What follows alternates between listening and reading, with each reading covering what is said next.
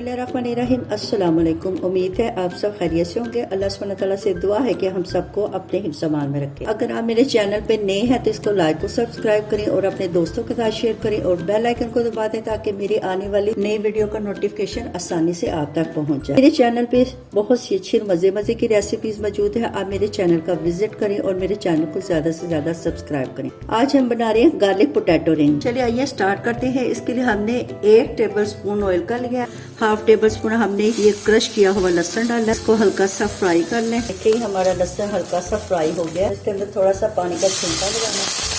2 tablespoon इसमें मैदे के शामिल कर दिया। इससे 4 टेबलस्पून हमने पानी के शामिल किया। ये देखिए पानी खुश्क हो गया। 1 पाव आलू है, आलू को उबाल के हमने मैश कर लिया। 1/4 टीस्पून नमक का शामिल किया। चूल्हा भी हमने फौरन बंद कर देना है। अब इसको अच्छी तरह मिक्स कर लें। थोड़ा सा हरा धनिया ब्रीक चॉप करके इसमें शामिल कर दें।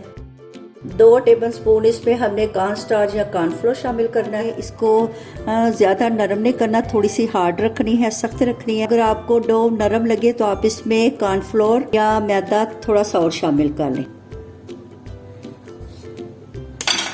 ये हाफ डो हमने साइड पे रखनी है और इसको हम बेल लें। थोड़ा सा मैदा डस्ट करके इसको हमने रोटी की तरह बेल लेना है। इसको हमने ज्यादा ब्रीक नहीं करना, इसको थोड़ा सा मोटा रखना है। किनारे उतनी इसको हम दोबारा बेल लेंगे। जो सेंटर में ऐसे डोनट्स की तरह इसकी शेप बना लें। सारी इसी तरह हमने काट लेने हैं। कटिंग बोर्ड छोटा था तो मैंने रोटी पकाने वाला ले लिया। दूसरे वाला हाफ है जो मैंने अलहदा काट के रखा था, अभी मैं उसमें से बना रही हूँ। ऑयल को हमने गरम कर लिया। आंच हमने हल्की रखनी है।